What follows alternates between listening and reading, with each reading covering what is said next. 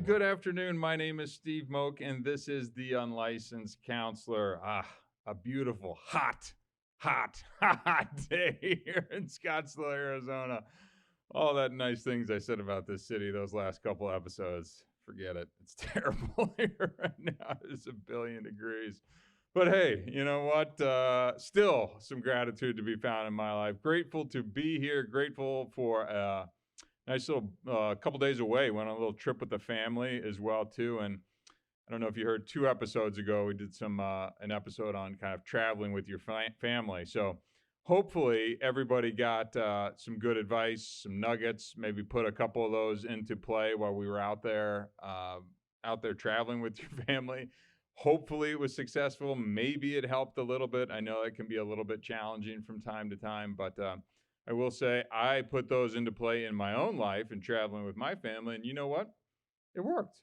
Flexible, listened, compromised, all those things. It was actually quite a nice trip. Went up to Park City, Utah for a couple days up in the mountains, high of about 80 degrees, and really just relaxed, enjoyed time with the family, and the cousins and my daughter and all that good stuff. So a lot of reasons to be grateful in the world outside of this miserable heat that's sitting on the outside of these windows here in Scottsdale, Arizona. But again, hey, thanks to everybody who continues to join, listen, download, subscribe.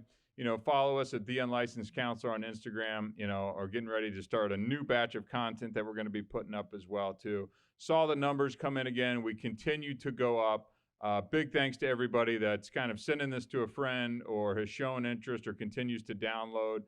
Really appreciate it. It's been a passion project, but now it's turning into something that's a little bit more than that. So really happy to see kind of the progress and that it's hopefully resonating with some of the folks that are out there as well too. So today we're going to talk about goal setting. Goal setting is something I've always found to be a good practice, but I hear a lot of information around goal setting, and some people get super stringent about it, and some people are kind of anti it. And I just want to split the difference and kind of go over some nuts and bolts on goal setting and how you may be able to apply it in your own life. But before we dig into that, as always, want to pay a couple bills. First and foremost, our friends at ShareTech. Go to betterdrugtest.com. I can't thank these guys enough. Their business is growing. Their product is the best in the market. And in all honesty, it is a drug and alcohol screen. If maybe you're new to listening to the Unlicensed Counselor podcast, it cannot be cheated. It requires no observed collection and can be done from the privacy of your own home. And then it is sent off to a lab that analyzes the results. So you're going to see the most number of substances available for any drug test available on the market. It's processed by an LCMS machine. So this is a huge I've actually toured this lab. It is a massive machine. And then the report that it prints out to you will tell you the levels of each substance that was found present in that sample as well too. So if you need to know, there really is no substitute for the ShareTech drug and alcohol screen. Go to betterdrugtest.com, pick up this test. Honestly, it's changing the entire drug testing industry, and I'll stand by that. And I've had many, many friends and family that have used this screen in their own lives for their loved ones. And honestly, there's no going back to, the little Amazon test. Does it cost a little bit more? Yeah, it costs $99, not $30, $40. You know why? Because it's accurate. It's going to tell you everything that you need, not some little pee into a cup and hopefully that strip from China tells you the right information.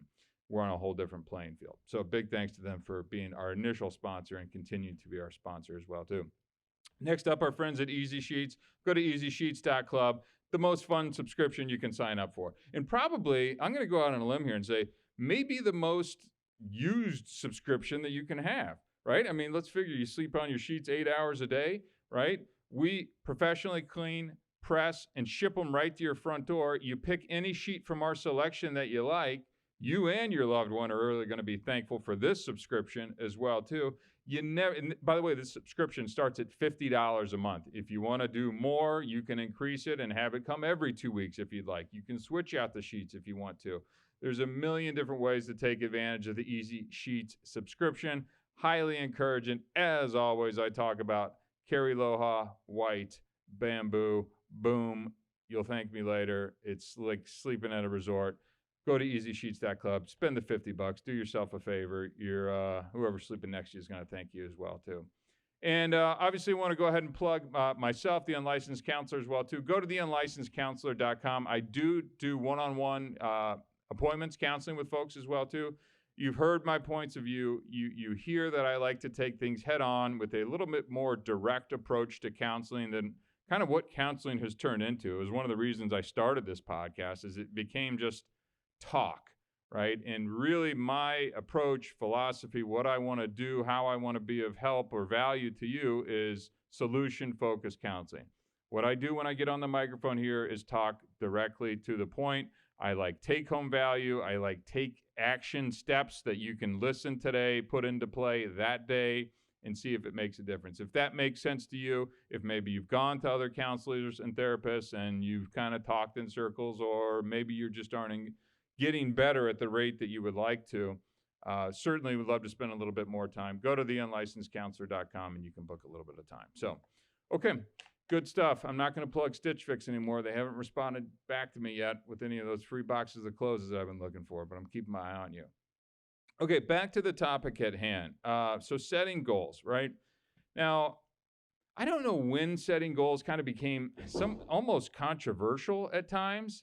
I don't think it should be, but at times it kind of is. I think there's a little bit of pushback on how, maybe it's too rigid. Maybe people they don't find the value in it. They can't stick to them. So they kind of lose the momentum behind this. I think it's a really important thing. And the reason that I'm talking about counseling on, July 13th is we're halfway through the year, right? We're halfway through the year, and we usually talk about these things December 31st, January 1st. I'm going to go to the gym. I'm going to sign up. I'm going to eat better and blah, blah, blah, blah, blah. So as typical with the unlicensed counselor, I like to do things a little bit differently. Now, you probably had some goals. Maybe you wrote them down. Maybe you didn't. But I'd like you to take a minute as these words are hitting your ears, wherever you're at, in your car, on the road, at the gym, and go, oh, yeah, that's right. I did set some goals or have some ideas around goals. Where am I at? Have I checked in with them? Have I thought about them? Have I even, put 1 ounce of thought into them, maybe past that first month? So we're, a little over halfway through the year. Maybe it's time to put a little bit more thought into these goals. And by the way, you got a lot of time left in the year that we can still kind of get things going, right? Now, what I want to talk about today is, again, how to maybe go about setting some goals, how you can stick to them, and how you can hopefully achieve them. And by the way, if you don't, it's not the end of the world. You don't need to beat yourself up. But I just think setting goals in whatever way, shape, or form you feel comfortable in is going to give you a direction to move in that will ultimately kind of move you forward, right? Honestly, if you get to them or don't get to them, I like to see progress. I like to see people moving forward. And I think without goals that are at least put out there, you're just kind of a boat that just kind of sets sail out into the sea and just kind of land wherever you land. Maybe that's okay with you, but I think you would like to get there, maybe a little more effectively, and then be able to see your progress along the way. So as usual, on what things I talk about aren't exactly always earth-shattering, but I really think that what I try and bring as the unlicensed counselor is just a bite-sized nuggets, take-home kind of things you can put into play today. And as I say often, take 1 or 2 of them. You don't have to take all of these today, and just put it into play today, right? You don't have to tell anybody. You don't have to make a big hoopla of it. But let's think about goals. Maybe you had some that you started the year out on. Let's maybe revisit those. And if you haven't, let's start today on, today is July 13th. Let's see about putting some goals in play between now and December 31st, right? So here's a kind of a step-by-step guide, if you want, on how to kind of set goals and how to stay committed to them, really. So number 1, let's identify your values and the priorities, right?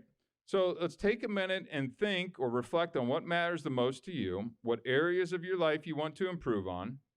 Consider what's important to you, your values, your career, your aspirations, health, relationships, and other aspects. So kind of think about everything that's kind of going on in your life, and then you can start to pick areas that you want to create some goals around. Now, it's real easy to hear that and go, I want a laundry list of goals, and I'm going to do this, and I'm going to do this, and I'm going to do this. Let's be reasonable here, folks, as we're going about setting our goals. If you get 2 to 3 goals out of this entire thing, that's good in my book. If you want to be more ambitious, I'm not going to hold you back, but I'd much rather see you choose fewer and accomplish them than put 7, 8, 9, 10 out there and come up with squadoosh, right? And you land at nothing, right? Because again, progress, moving forward. How can we keep doing that? So, if health and fitness, as an example, are a priority, you may want to set a goal to exercise regularly and maintain a healthy diet. That's a good starting point. But as it dovetails into my next point, let's make your goals specific and measurable. So that's number 2. Make your goals specific and measurable, right? So take a look at all these other areas in your life that maybe you'd like to make some improvement in. Now, let's put them down on a piece of paper, right? That's a big thing that I do. I do it on a day-to-day basis as well, too. I have my big kind of goals for the year, and then I have kind of my to-do and goals that I want to get done over the course of the day and over the week, but that's just me. But let's get clear. Let's define your goals so they're concrete and they're measurable. This is going to help you track your progress and stay motivated, right? So let's go back to that exercise example in point 1.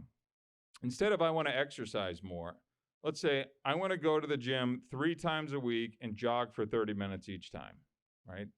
Now we're starting to kind of move these goals into a little more from abstract into a little bit more concrete, right? I'm a big fan of writing these things down as well, too. And look, there may be other ways. Maybe you want to record a selfie of yourself or a video of yourself kind of setting out your goals and things like that, too.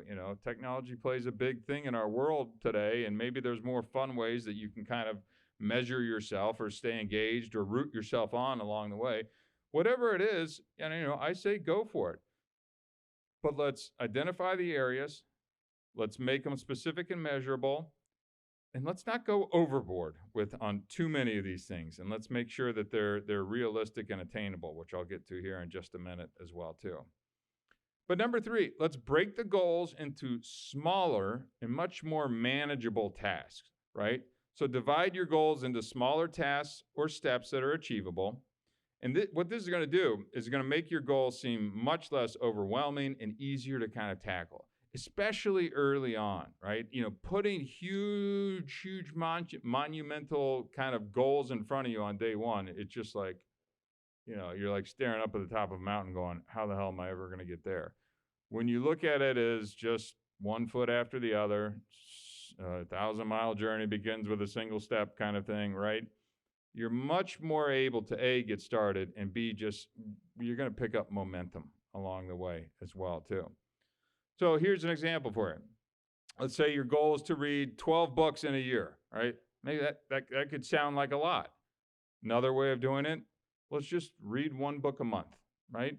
Simple, little, attainable, bite-size, not overwhelming. Be like, hey, I think I could read 1 book a month. And by the way, go with Audible, right? If you're not I encourage people to read, but if you're not, check out Audible as well, too. Listen to an ebook after you listen to this podcast, right? Next up on the list, number 4, setting realistic and attainable goals.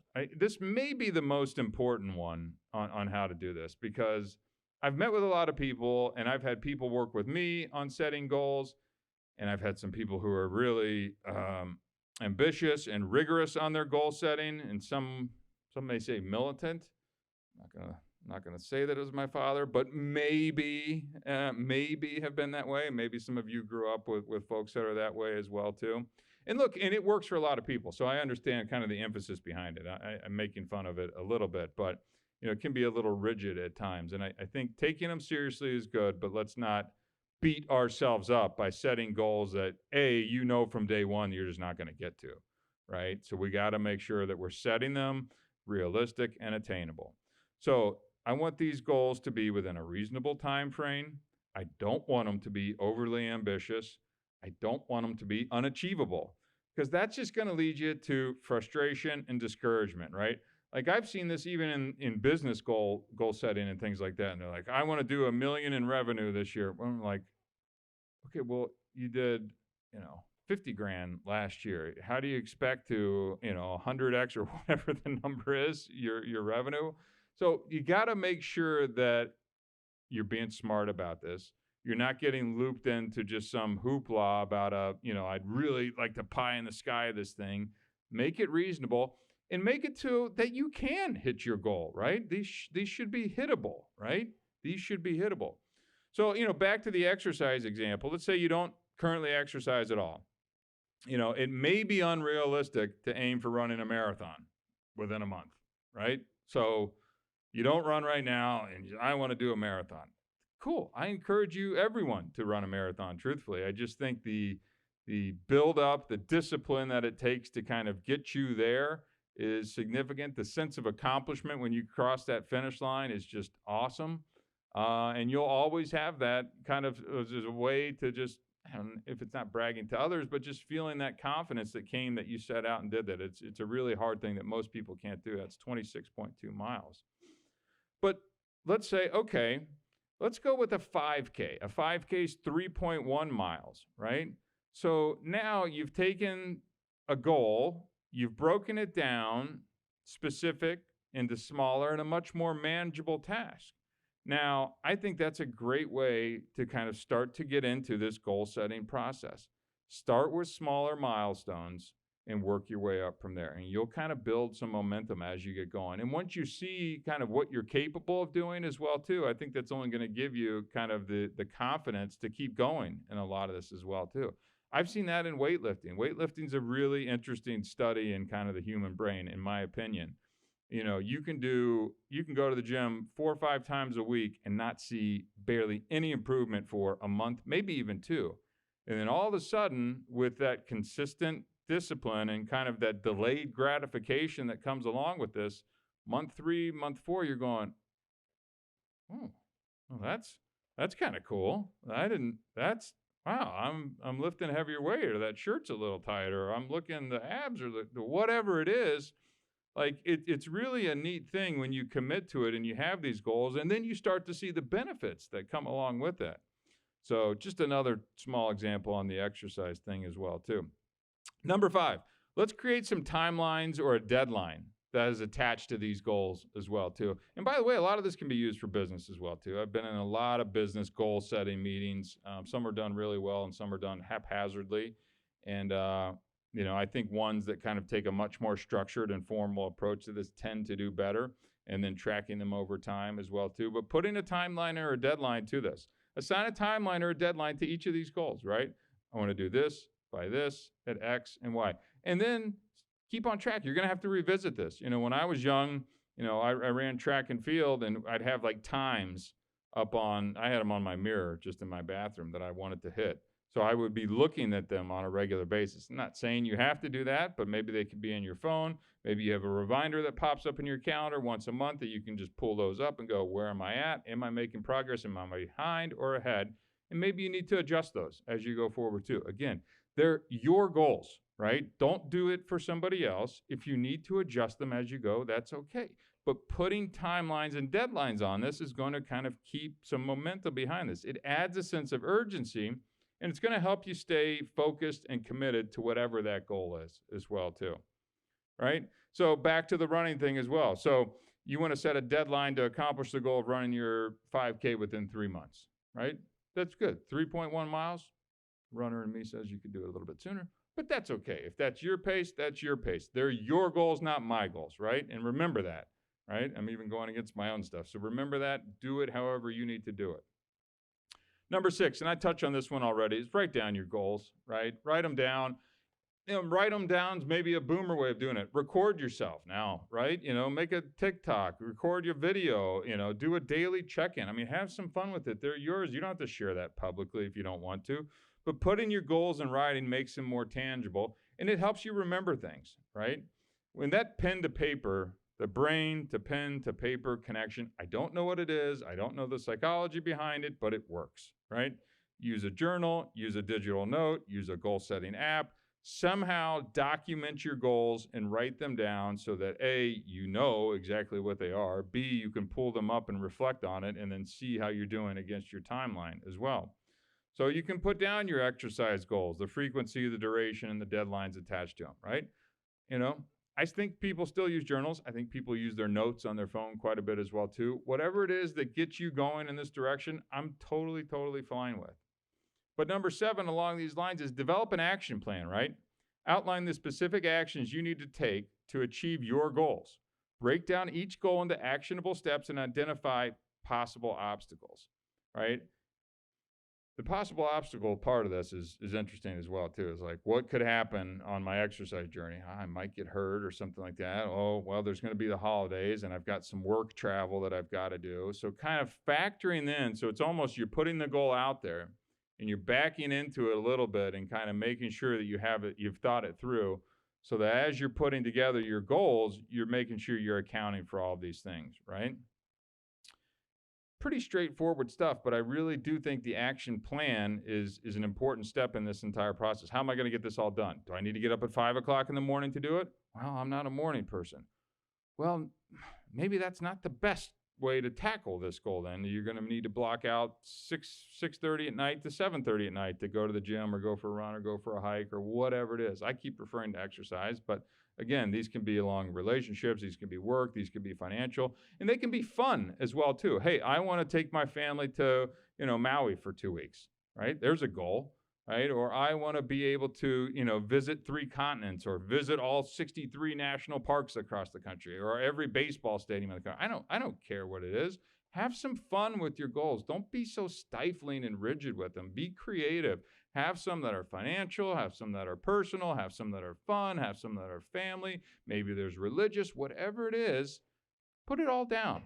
Put it all down and start moving, taking some action. But making sure when you're creating that action plan that it's designed in a way that's achievable. You're not a morning person. All of a sudden tomorrow, you're probably not going to wake up at 4 o'clock in the morning and go run a 5K, right? Don't BS yourself, right? You're just setting yourself up for failure right now. I see people do it all the time, and it's frustrating because it's like they'll get the momentum to get this going, but the plan is designed to fail, right? Like that's not you. You're not gonna do that. Like I don't want to do that, and I'm much more inclined that way. So, okay, tracking your progress. Number 8, regularly monitor that action plan, your progress. We want to keep you motivated. We want to keep you accountable. Keep a record of your achievements, the setbacks, and any adjustments that you need kind of along the way too. Again, kind of going back to this journal, there's many apps that can help do this stuff as well too. If it's an exercise or running related thing, you can have the watch. You can see how often you're running, the pace that you're going, the heartbeat, the distance. There's actual little awards that come through the Nike Run Club. Whatever it is, making sure that you're tracking your progress. It's going to let you know if you're behind, right? Which is okay. Let's not beat ourselves up for it. Again, I'm looking for progress, not perfection here, right? Or maybe you're exceeding your goals, right? Maybe you're ahead of track, and maybe you need to bump it up a little bit as well too. Although I'd rather see you keep it there and surpass it and then just feel kind of the win and the mental positive effects that come along with surpassing those goals. But just make sure you're tracking your progress, right? However you choose to do that, I think it's a good way to do it. Number 9, stay motivated and then adjust when necessary. A lot of this comes down to motivation. How can we help keep you motivated? By reminding yourself of these things. I want you to celebrate the small victories. So maybe you do want to go out and do that marathon, but you just did your first 5K. That's awesome, right?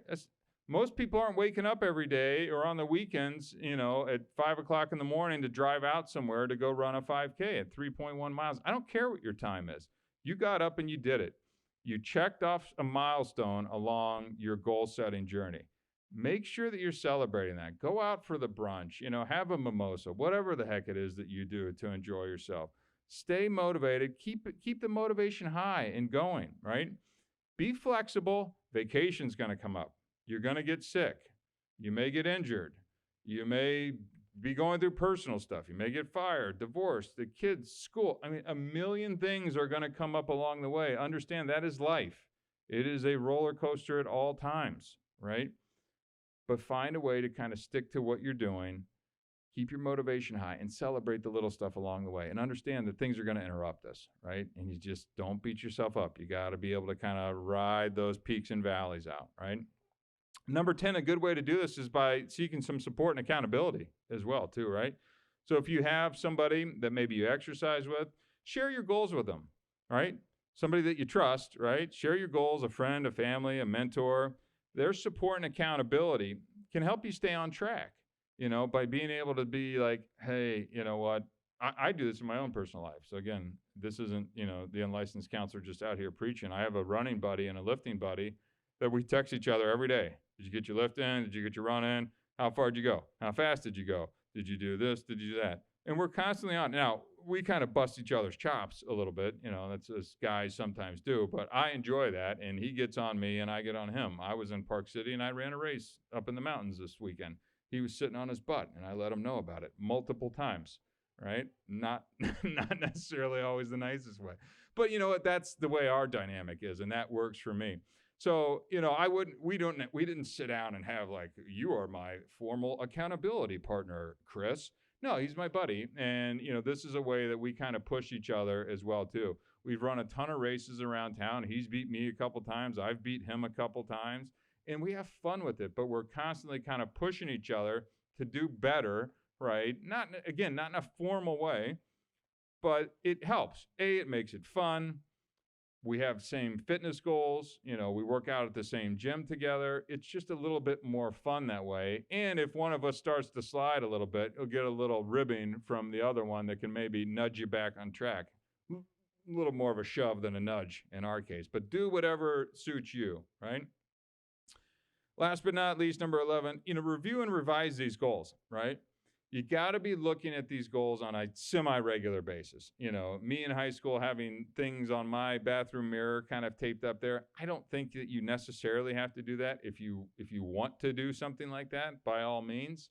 But I think you do need to be reviewing your goals, assessing your progress, and making any necessary changes. And don't beat yourself up over these things as well, too. Priorities change. Circumstances change. Be open to modifying your goals accordingly, right? This is a continuous process. It's not easy, but if you stay committed to this, right, your chances of achieving your goals and realizing your potential go up significantly, right? Couple last closing notes just on goal setting in general. Keep a good perspective on this whole thing, right? Keep it reasonable. Keep a positive attitude. Understand stuff is going to come up. Keep in mind identifying those potential obstacles on the way. I know I get frustrated if I get sick and I've been working out a ton and all of a sudden it sidelines me. If my expectation was that I was never going to get sick over the course of the year and slow you down, like that's dumb. That's poor planning on my part. So I know and recognize those potential obstacles that are come up. So when I do encounter them, which we all will, right, that it doesn't completely derail me. And by the way, you're allowed to take a week off or something like that as well, too. If you're going on vacation and maybe exercise, I know I hit exercise just because, again, it's something that's a big part of my life. It's okay to eat whatever you want for a couple days or a week. It's not going to derail you. The consistency that you've been doing over the course of weeks and months and years is what's going to benefit you. The week or two that you take to go on vacation and spend and maybe kind of get off track a little bit is okay, right? Don't beat yourself up if you do this. The most important thing out of all of this is just take some action. Today, I'm talking today. Get a little notepad, I don't care if it's a Post-it or whatever it is, and start scribbling a couple thoughts down, right? Start to take a little bit of action, re-listen to this podcast, maybe share it with a friend and say, hey, maybe we can start to put together some goals, right? As you're doing this, visualize what achieving these goals could look like, right? This is something that I've done many times in the business and my startup and running and racing is visualizing what it looks like kind of crossing the finish line or achieving this in sales or beginning President's Club or whatever it is. So start to visualize what that can actually look like for you. And I just think it helps give you a clearer picture as you're setting out for these goals and kind of provides a little bit of motivation as well, too, especially if maybe some of these are financial goals. Stay positive. Stay positive. It's fun. They're meant to be fun. They're meant to be challenging. But this is a great exercise. And by the way, your husband, your wife, your kids, your friends, they're going to look at you and go, wow, you set out to do something and you achieved it. That's pretty darn cool. And at the end of all this, celebrate your goals. Maybe you hit them. Maybe you came up a little bit short. You took action. You made progress. This is what really matters in the whole big picture, is that you set out to do something and you worked towards it, right? I hope that makes sense. It's been on my mind a little bit. We got to this kind of halfway point in the year, and I was like, I wonder if anybody's thought about their goals that everybody does. I know I go to my gym, and it's just packed, that first 2 weeks of January or so, and then it's just back to normal, and you see the same old people the rest of the year round. Dust off those goals. I know a lot of people have them. Dust them off. See where you're at with them. Maybe think about revising them, editing them. See what you can do between now and the end of the year. You got, 5-6 months left. Get after it. Put some fun stuff out there. There's be creative with your goals. Really enjoy it. Make it you. It's gonna pay dividends. It just always does. So, well, I hope that provided some value to everybody out there. It's yours. Again, take a minute. If this podcast makes sense to you, or maybe there's somebody that you'd like to share this particular topic or episode. One of the cool things about the Unlicensed Counselor podcast is, they're kind of specific topics, right? So if you got somebody that you've been talking to about goals or have some thoughts, your husband, wife, your friend, whatever it is, hit those 3 little dots and you can share this episode and send it directly and text it to them, and then maybe have a quick conversation around it. Again, I just want to continue to say thank you to everybody that's making this happen as the numbers continue to grow and the downloads are really going. It's really neat to see. I'm very, very grateful to all those that continue to do this. So with that, my name is Steve Moak. This is the Unlicensed Counselor. Thank you so much for your time. Until next time, we'll see you later.